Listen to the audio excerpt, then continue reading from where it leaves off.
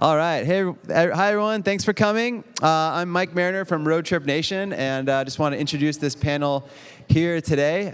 It seems like yesterday that Alison Griffin, Senior Vice President of Whiteboard Advisors and like longtime Roadtrip Nation friend and advisor.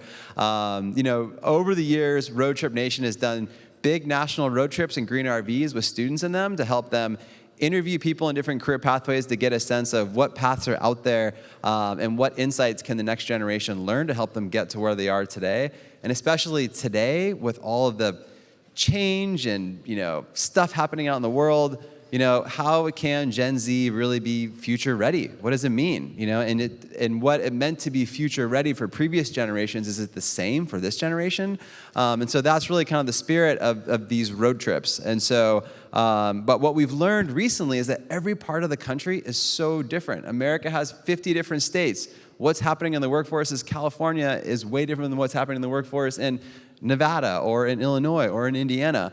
And so recently, Roadtrip Nation has been doing more state-based road trips. And about a year and a half ago, Alison, who lives in Colorado, is like, why don't we do a Colorado road trip? And we're like, that would be an amazing idea. So we began that journey with Alison, and here we are today, a year and a half later, with the road trip, with 3 amazing road trippers who you'll hear from next. And I just want to thank Joe Barela for being here as well, from the governor's office, and for helping us kind of like think through the policy angle on this. So, and thank you to Alison. So, all right.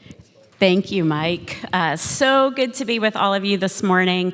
Let me give a formal introduction of my guest. To my left, Joe Barela is the Executive Director of the Colorado Department of Labor and Employment.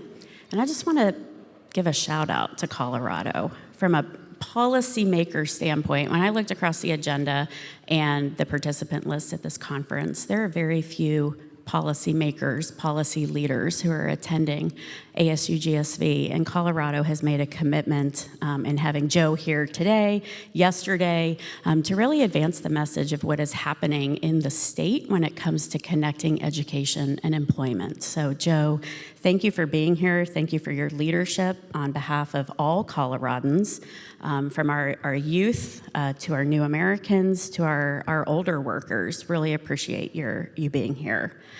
I want to start off, before we get into the conversation with the road trippers, we're going to talk about what it's like to actually be in a green RV and travel the state and explore different career paths. But I wanted to set up our conversation with you, Joe, just about the overall landscape of the workforce system in Colorado. What are some of the greatest challenges that you all are facing right now in developing a future-ready workforce for the state? Thank you, Alison. It's great to be here, and Governor Polis is strongly committed to a Colorado for all. And part of that ecosystem is that there's access to career-connected education and learning. He strongly believes that learning doesn't have to happen only in the classroom. We are expanding opportunities for young people, mid-career professionals, mature workers, to be able to have career transitions, and that the on-ramps to those learning opportunities don't necessarily involve classroom learning. We need to start giving people experiential learning in their communities.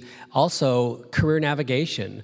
I talked with the 3 learners here today and talking about, what was their experience like and where are they today, and the opportunity they had to learn about so many opportunities that they didn't get through traditional avenues. And so they had to go out and explore Colorado and see the tremendous opportunities that they have in the medical field, in the cybersecurity field, in the communications field. And so really an opportunity for young people to have opportunities that expose them beyond what maybe their current site has. I think it's incredibly important to make sure that K through 12, Governor Polis is very committed to preschool education, free preschool. It starts at a very young age, where we work with digital learning in general, that connects their learning to the possibilities they have to their work future. So, I think K through 12, post-secondary education, blurring the line between classroom learning and experiential learning. How do we give people credit for learning that happens on the job?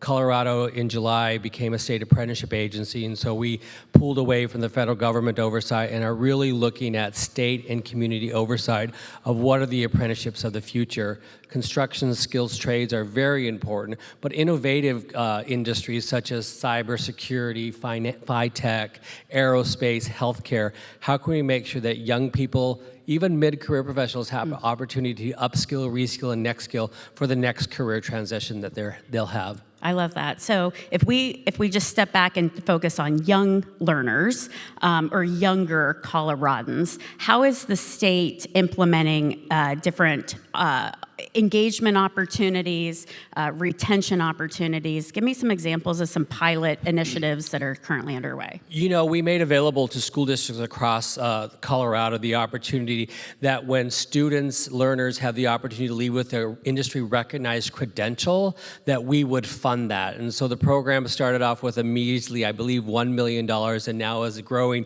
And the demand is so great, we're trying to resource that so that people really understand the connection between what they're learning in the classroom and how it relates to possibly the industries that they're interested in, or exposed to, but they also leave with an industry recognized credential when they leave high school. We also are expanding internships and registered apprenticeships.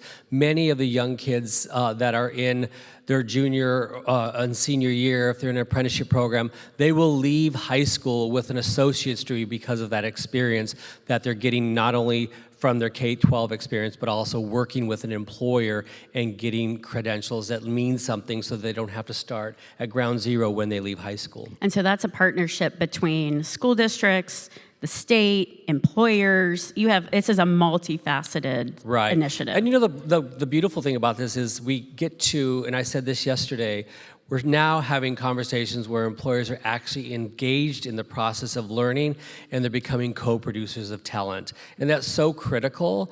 They are the end result of our learners. They need to be involved in the conversations and the learning as that learning is happening, not just saying, I get to take what you put out. So it's important to that conversation, and they're investing. Most registered apprenticeships, in fact, all involve a wage. And so, you know, what I like is the tremendous opportunity where we don't have to tell students that they have to stop earning in order to learn, that through this experience they get a wage while they're learning.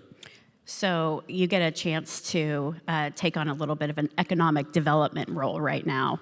How does Colorado remain a destination for learners both to come to the state, but I think more importantly, stay in the state? Talk a little bit about how we're keeping Coloradans in Colorado. You know, Governor Polis announced last year Opportunity Now grants to communities where we actually went to business and industry, economic development, chamber of commerce throughout the state to say, tell us what your workforce shortages are, where are your critical industries, and how can we help resource the talent pipeline to those industries? So involving such things as internships, registered apprenticeship programs, work-based learning from high school, but also connecting it to the opportunities, the economic opportunities, not only currently, but how to expand those in metro Colorado cities as well as rural Colorado cities. Which is really important. I think oftentimes when people think of Colorado, they may think of Denver, they might think of that I-25 corridor, certainly think of the mountain communities, but Colorado has a significant rural population, both in geography and in Coloradans. Well, and you know, Colorado is a place people want to move to and be. I was talking to Zane earlier this morning, you'll hear from him later. You know, in his experience in Colorado, I believe he wants to end up in Aspen, and he's trying to figure out a way how to learn and become cybersecurity credentialed and be able to work in a rural Colorado community. And so I think that's phenomenal. And you know, most of the job growth in Colorado over the last 3 years has been in our rural communities, and it is because of that economic development, but also people want to come and live in the mountains, live out close to the outdoors, and now they can do that with an employer in that community, an employer in Denver, or an employer in Chicago or New York. Awesome. So final piece of advice before we bring our road trippers up. For other local municipalities, maybe cities that want to take something from what you're doing in Colorado, what advice do you have to municipal and state leaders? I would say don't be afraid to invite yourself to be at the table. I think it's very important at the local level, regional level, but at the state level that you have, your Secretary of Education, your Post-Secondary Education Executive Director, your Department of Labor, your State Workforce Council in conversations where you're saying, how can we make this real for young people? How can we make sure that there's career-connected education that starts in middle school and high school so that there are opportunities for young people to know what opportunities they have to do something that they're passionate about and learn about it. So many times, young people leave high school and don't have an agenda. I think we owe it to them to say, how can we help you make sure that work is going to be a significant part of your life, and how do we give you the information and tools so that you can make strategic decisions about that when you're 17, 18, 19, and not wait until you're 40, because there's such a long period of time where so many young people just fumble through that, and there's no need for you to do that. There's opportunities for you to be passionate about the career fields, and guess what? The skills and competencies you gain can be transferred to something else if it needs to change when you're 25, 30, or 40. Well, I think we will hear today that we have 3 learners who have not fumbled. They have actually begun to define their road in life.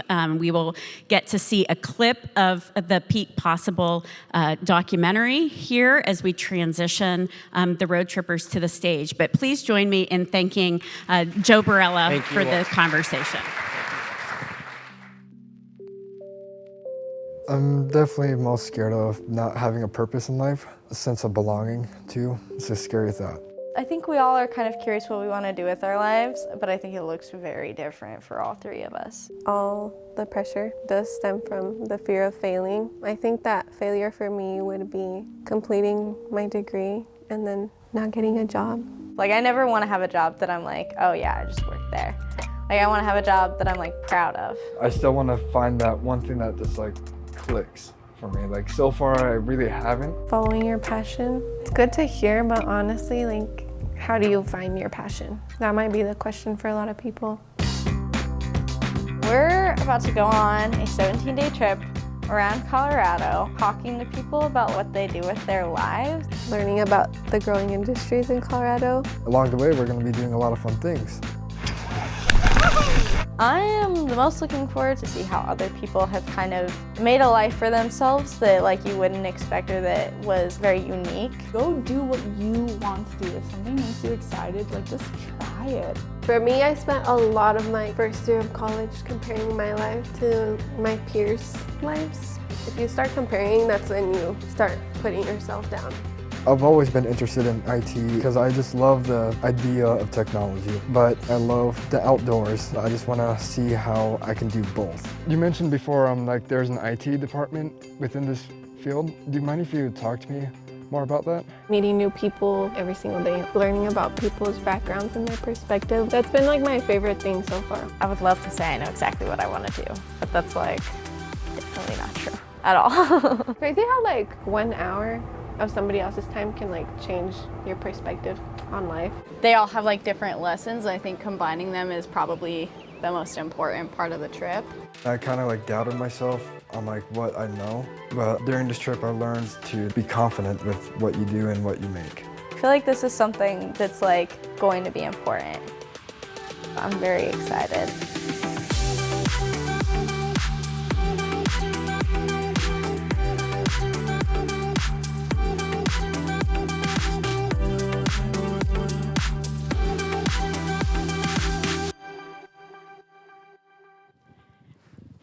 I am so lucky today to be sitting on stage with you all. Congratulations. Cannot wait to just hear about your experience and what you've learned. Really quickly, before we jump into our conversation, who here is from Colorado? Oh. Thank you for being here. I am going to ask each of the road trippers to introduce themselves and also tell us what part of the state they are from. And for those of you that are not from Colorado, this is going to be helpful because, like I said earlier, I think a lot of people think about Colorado often as Denver or the mountain community. And so socializing where our road trippers are coming from would be great. So Yailenne. Hello, everybody. I'm Yailenne Rodriguez. I grew up in Denver, Westwood specifically, and now I moved a little bit further, closer to the airport, to Montbello's, a growing neighborhood. Yeah. Hi, my name is Lacey Ceriani. I'm from the far eastern part of Colorado in a very small town called Platteville. Our population is about 3,000 people, so closer to like the UNC area, very much the Great Plains. Hi, my name is Zane. Originally, I'm from Rapid City, South Dakota, but currently I'm living in Aspen, Colorado. Amazing. Thank you all for joining us. 3 different and very dynamic in their own way parts of the state. And that was part of the goal of the road trip, was exposing these students from different parts of the state to opportunities all across Colorado. So we're going to jump in. So before the road trip, tell us a little bit about how you actually envisioned your future. Were you imagining that you would be in Colorado or that you might end up somewhere else? And we'll just start down the line. Yeah, so for me, I think I really didn't have an idea of what my future would look like. And like coming from an immigrant background with my family, I think like the future was something that I knew I was destined to have a great future because of my parents' sacrifices, but I just didn't know exactly what that looked like. And yeah, I mean, I did want to stay in Colorado, so. Okay, yeah. go Colorado. Yeah. Lacey? I mean, I think I've always wanted to stay in Colorado. It's a gorgeous state. But when it came to like what I wanted to do for my future, it was always kind of like, oh, I don't know. Like I have so many interests and so many things that I like enjoy doing and love to do. And it was hard to kind of narrow that down and decide. Like it felt like a big decision of like, oh, if I go down this one path, like you can never change. And so it was very intimidating, and I kind of almost for like not wanting to make the decision and being a high schooler before the road trip and having to be like, oh my gosh, and now I have to go to college and everything, didn't want to narrow that down. And so I kind of had a big fear of like, oh, if I choose one thing, like what if I can't choose anything else ever again? So, yeah. And we'll talk a little bit about how you, over the course of the road trip, discovered that it is not just about one single path. There are lots of paths. Mm-hmm. Zane. Well, I never thought about moving to Colorado in the first place. I actually wanted to join the military when I was younger, but that didn't really work out, so I didn't know what to do. So I just thought, like, you know, I know Colorado's like has a lot of great opportunities with the outdoor sports, so I just thought I'd go there and have fun and see where it would take me. But you know, that doesn't take me like further down the road, so I got to do something with my life. But figured out that maybe computers or maybe like search and rescue would be really great for me. So I thought, well, cybersecurity would be great for me. But you were in South Dakota, and you made the decision to move to Colorado for college. Is that correct? Originally, yes. Yes. But I didn't know like if it was the right pick for me for college. Like I went to CMC for IT and associates, but I don't know, I never clicked with it. Like I wasn't sure if that was correct for me. So I think that leads me to the next question is, what is one of the most pivotal moments during the road trip that changed your perspective on what Colorado has to offer and perhaps how those opportunities aligned with your future? Yailenne? So for me, I think my most pivotal moment was when I met Dr. Liliana Cervantes. She's a professor at the CU Medical School, and it was very interesting to meet her because when we were talking and during one of the interviews in the show, we were able to connect on like having very similar backgrounds, and we grew up in the same neighborhood with like the same backstory. And so, I mean, for me, I grew up in like a smaller community, so I didn't really have people who were able to mentor me in higher education.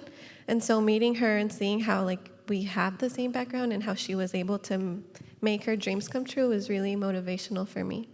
I love that. What is her field of study? So she is a doctor, and right now I'm getting my biology degree. I graduate next year, and yeah, so that's what I wanted to do. It was just scary. I didn't know where to start, and so talking with her and connecting with her after the road trip was honestly like one of the best things that has happened to me. in a while. So, Oh, that's yeah. fantastic. I love that you made that connection, and probably a mentor for life. Yeah. Lacey? I think one of my most pivotal moments kind of came about actually after an interview with Bishop, who is a coffee shop owner in Glenwood Springs. And we were talking, we had just finished the interview, and we were walking back from the RV, and he asked me what I wanted to do. And as a senior in high school, you probably get asked that, like, if I had $1 for every time. And I said, well, I don't know. I just know that I like talking to people. And he goes, well, maybe you should go into journalism or something with communications. And that's kind of like led me down that path and just it kind of helped me to create my own opportunities just by being directed that way. So, yeah. I love that. And so have you stayed in touch with Bishop? Yes, I have. I actually took a trip to Glenwood Springs over the summer and went and had coffee with him at his coffee shop. That's so, awesome. Yeah. Awesome. You'll have to recommend the coffee shop to those of us from Colorado. Bluebird Coffee. It's Bluebird amazing. Coffee. Awesome. Zane, what about you? Yeah, so out of all the people that we interviewed throughout the trip, I kind of realized, like, whoa, these guys are able to take what they like to do and what they love doing, like, with their careers. So, like, for me, I love computers, and I feel like I can make that into a career for myself, but I also love the great outdoors. Like, I love skiing, rock climbing, hiking. I mean, who here doesn't like hiking? Right?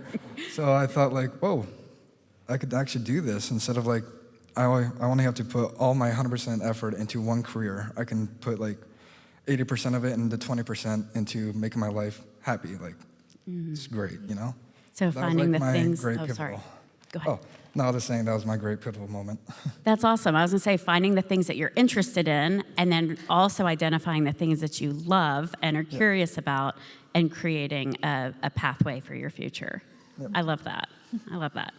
Yailenne, what has been your biggest takeaway from the experience? You talked about meeting this doctor who has become a mentor, but as you think back over the last year or so, what are you taking with you into your future? Okay.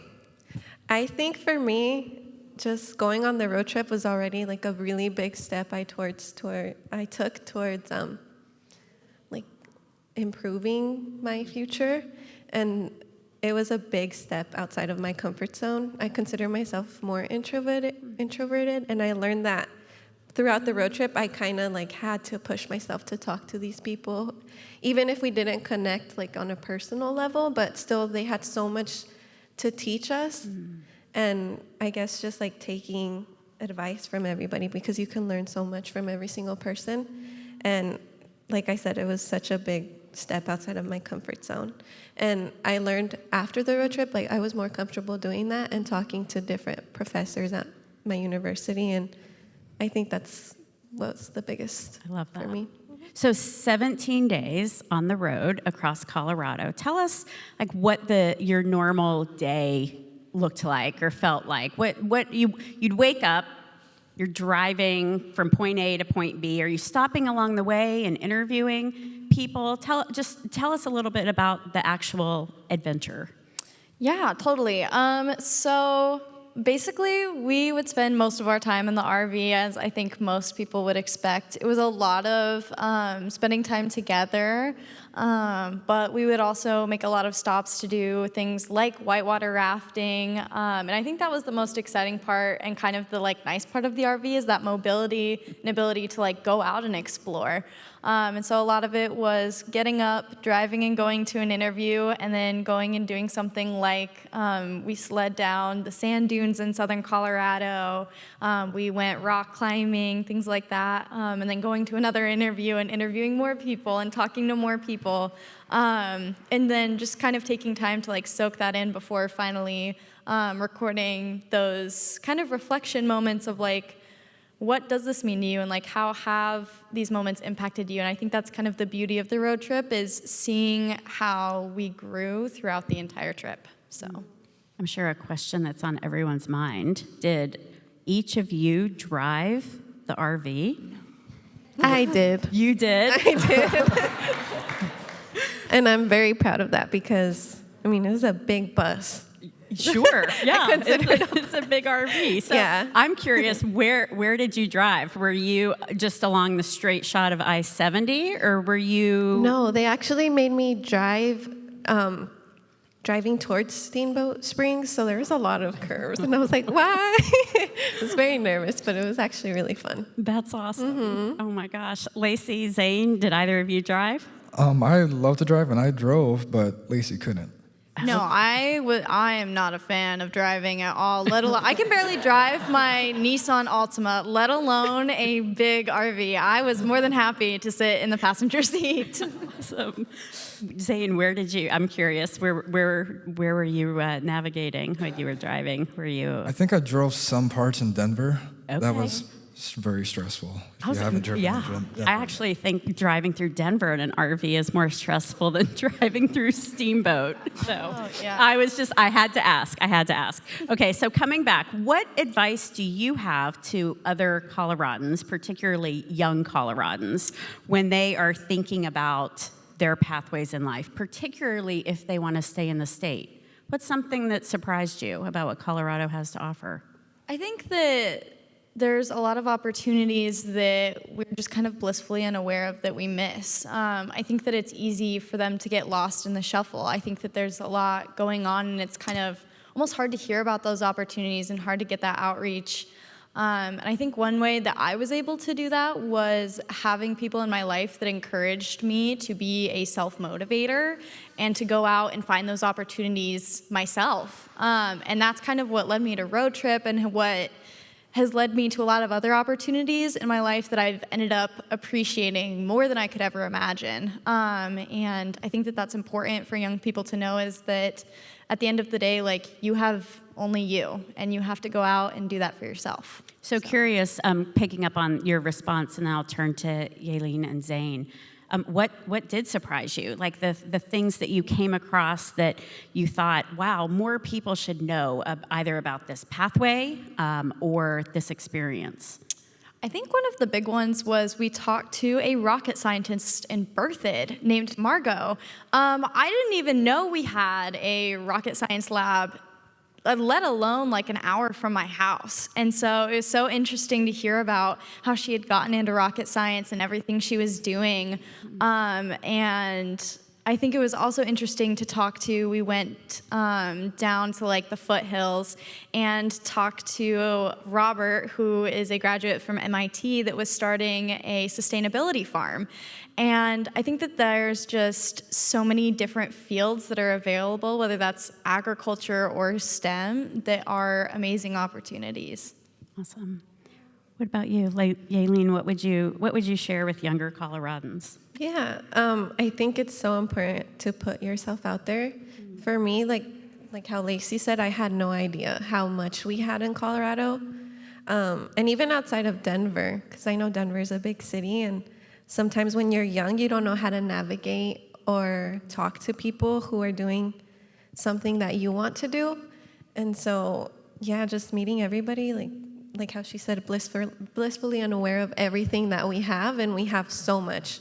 And I'm sure there's literally something for everybody in Colorado. In Colorado. And keeping them in Colorado. Yeah.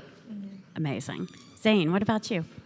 I would probably say just have fun with it. Like, have fun with what you choose to do in life. It doesn't always have to be like, oh, what makes the biggest bank? It's always like, will that be fun for you? Like, is it something that you know you like? Or maybe apply something that you love doing at home to your career. That's also another thing. Unless it's skiing, don't get paid for it. Because then you ruin it. That's great advice. I am actually soaking that up, finding the things that you love to do and incorporating that into the work you do. I love that. So what gives you the greatest amount of hope about your pathway toward in life, toward work, in Colorado? What are you most excited about and looking forward to right now? I think for me, it's to hopefully one day be a mentor to kids with like a similar background as me, because for me, it was a little bit hard with my parents not knowing about higher education, or they always motivated me, which I'm very thankful for, but it's just hard when you don't know where to start. And I kind of hope one day to be able to motivate, like, you know, my little cousins and stuff. So, yeah. For sure. I love that. Yeah. Lacey, what about you? I have just recently gotten the opportunity to coach my old high school speech and debate team, and speech and debate really opened me up and kind of like defined me as a person. Anyone you talk to about me will talk about speech and debate, and just having that opportunity to talk to kids that were my age and are going through the same program that I went through, and kind of like guide them in that direction has been very eye-opening. And I think that talking to a lot of those kids just really gives me hope that they'll, like, even though I've taken advantage of the opportunities that I've been given, that they will have more opportunities and be able to take even better advantage of those. And it's just been really amazing to see those kids blossom. So That's great. Thank you for sharing. Zane. Well, for me, so during the trip, we interviewed a guy named Garrett. He was a search and rescue, and he owned his own cybersecurity business on the side, so he did 50-50, but his passion is that he loves helping people both virtually and physically, so that's how he implies those two things, is through cybersecurity and search and rescue. So for myself, I love helping people. Like, I used to be a CNA in high school. Don't know if anybody knows what that is, but it's the dirty work of the medical field. But I just love helping people physically, and I want to help them virtually. So. That's great. I think one of you said on the clip from the documentary that when people share an hour of their time, that it makes a significant difference in the lives of another person. And I know that you all spent many, many hours with people who have shaped your experience. That was so powerful for me to hear. You know, 1 hour, sharing 1 hour with a young person can change your life. What was the 1 hour perhaps that was most impactful for you? Yeah, so I said that right after my interview with Lilia. But I think it's kind of hard to just bring it down to 1 hour, but even hanging out with Lacey and Zane and just learning about their backgrounds, it was really awesome to see. And like, now we have a good friendship too. Yeah, a lifelong connection. Yeah, and like I said, super impactful. Like, you don't have to be, you can learn from people that are our age as well, and that's something really valuable for me. Absolutely. Was there 1 hour that was really impactful for you? I think my 1 hour was with the statistician of the Rockies. She has an older sister, and she was talking about how her older sister going out into the world was so impactful on her. And as an oldest sister, it was just interesting to hear that from someone else about how I can impact younger kids too. So, thank you. Zane. For me, it was Garrett as well, from what I said earlier, but just talking with him really opened up my eyes on how I can apply my own hobbies into my own life skills and careers. So just talking with him really brightened up my mindset of like my future and how I can shape it into what I want it to turn out to be. Fantastic. Okay, so my last question for those who are in the room that are from Colorado, but those also who have never been to the Centennial State, what's one place that people need to visit that you saw on the road trip that surprised you? Telluride. I thought it was so beautiful. Okay. The rock climbing was fun, and I was telling them it's really funny how anytime I tell somebody who's not from Colorado that I'm from Colorado, they're like, oh, do you ski? Do you like rock climb? And I'm like, I've never been. I grew up in Denver, but yeah, it was beautiful. I recommend it. So Telluride, number one. Glenwood Springs. It is probably my favorite city in all of Colorado. It's absolutely gorgeous. That's where we went whitewater rafting. So Glenwood Springs. Did you go to the hot springs? I don't think we had time, honestly. We didn't have time. But I wish we could have. I've been before. It's gorgeous. Amazing. Okay, so we have Telluride, Glenwood Springs. The Great Sand Dunes. It's just like the mountains, like the Rockies, but it's sand. it's tall. The Great Sand Dunes. Amazing. It's like, where in the world did it come from? Where did all that sand come from? Yeah, I agree. No, 3 very strong recommendations for those of us from the state, and for those who have not been. Encourage you to come visit us in Colorado, and certainly watch the documentary. Peak Possible has been playing on Rocky Mountain PBS, but you can also access the film on the Road Trip Nation website. So would encourage all of you to take a look at the film. Thank you so much to our 3 road trippers. Thank you. Thank you, everybody. Thank you, guys.